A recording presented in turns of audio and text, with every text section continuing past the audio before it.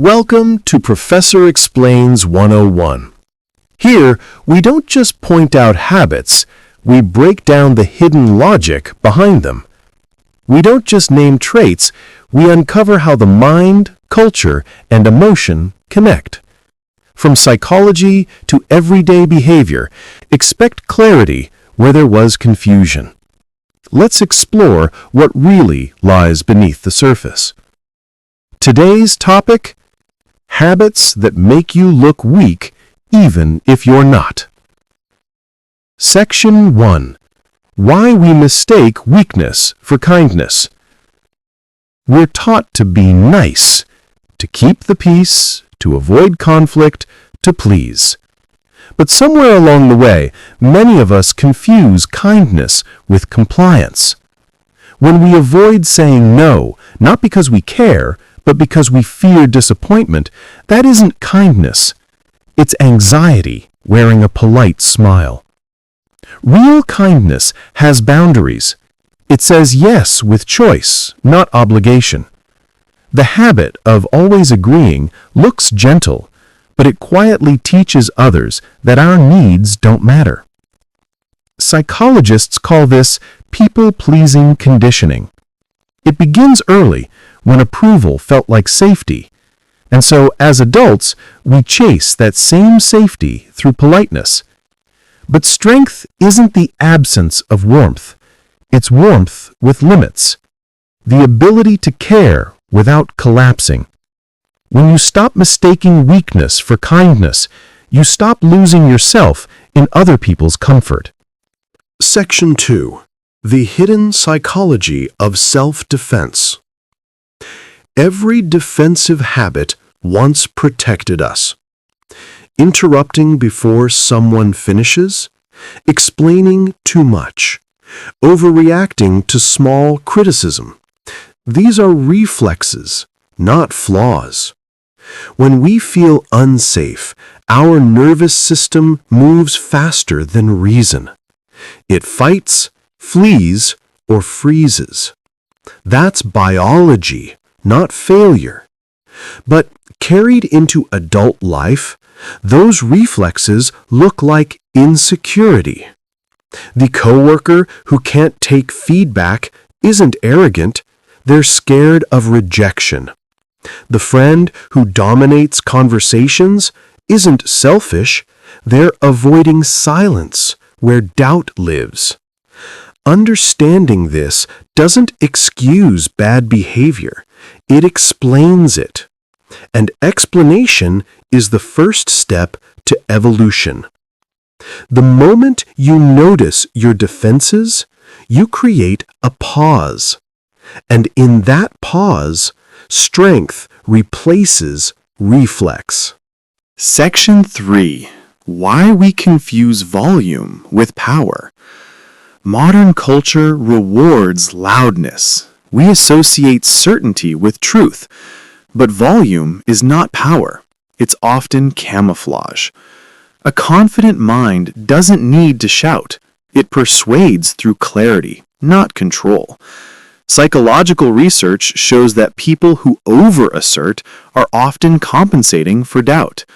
The louder the mask, the deeper the insecurity beneath it.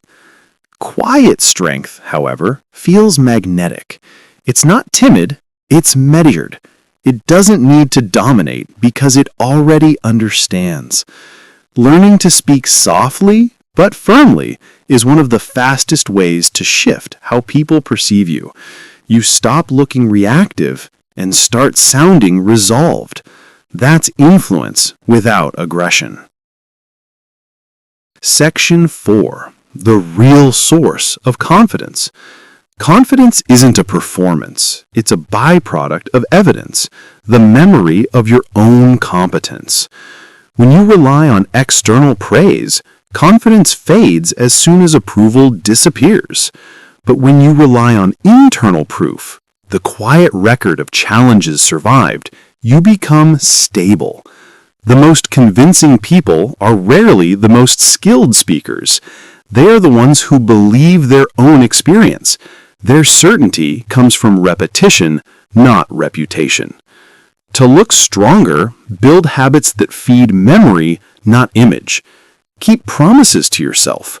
Follow through when no one is watching. Confidence grows in private, long before it's visible in public.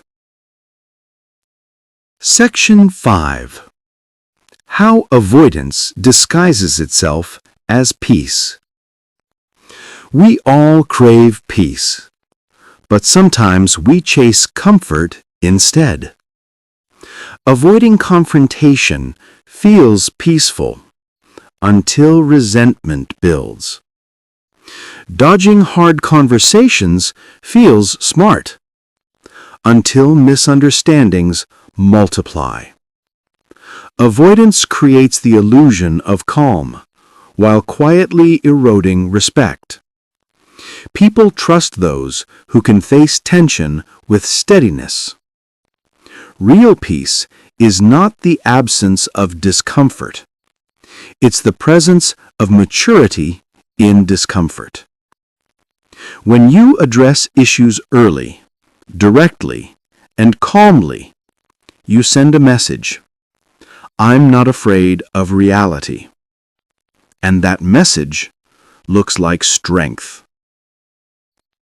Section 6.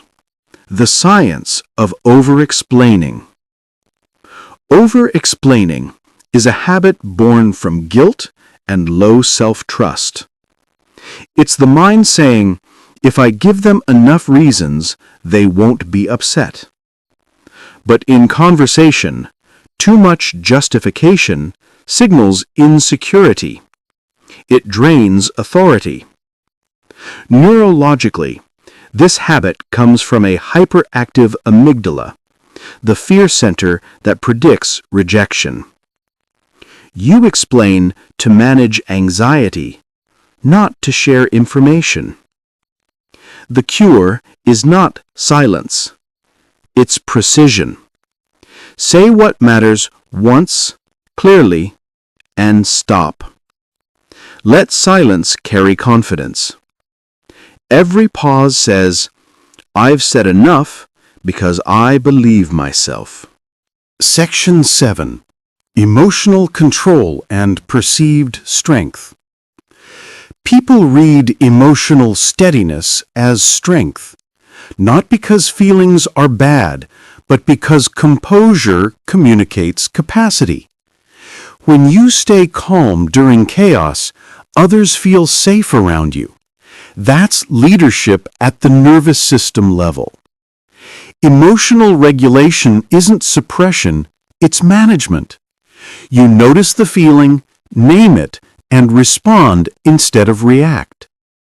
Practice micro-pauses, that half-second breath before you reply. It rewires the brain to associate conflict with thought, not threat. In time, calm becomes instinct, and calm people look powerful because they are powerful, inside first. Section 8. How dependency weakens perception. Needing help isn't weakness, but depending on constant reassurance is. When every decision requires someone's validation, you teach the world that you doubt yourself. Autonomy, even small acts of it, restores presence. Try deciding alone, reflecting, then sharing results instead of seeking permission. It signals maturity, not rebellion. The strongest people aren't those who never need anyone. They are those who can stand alone when needed and collaborate by choice. Dependence built from fear looks like weakness. Dependence built from choice looks like trust. Section 9. Rebuilding authentic strength. Authentic strength isn't a posture. It's alignment, your actions matching your values. When you no longer perform, energy returns. When you speak honestly, respect follows. Rebuilding strength starts with self-respect. Set boundaries. Honor your time. Forgive yourself for past submission. You were surviving. Every small act of authenticity repairs your self-image, until one day you no longer look strong. You simply are. You've been watching Professor Explain 101. If this reflection helped you see your own habits a little more clearly, pause before you scroll away. Growth doesn't come from quick fixes. It comes from awareness in motion. Real strength doesn't shout. It listens. It observes. It aligns thought, emotion, and action. And if you'd like to keep exploring the deeper layers of human behavior, learning, and intelligence, make sure to subscribe, not just to support this channel, but to stay connected to a community that values depth over noise. Until next time, stay curious, stay questioning, and keep letting explanation be your compass.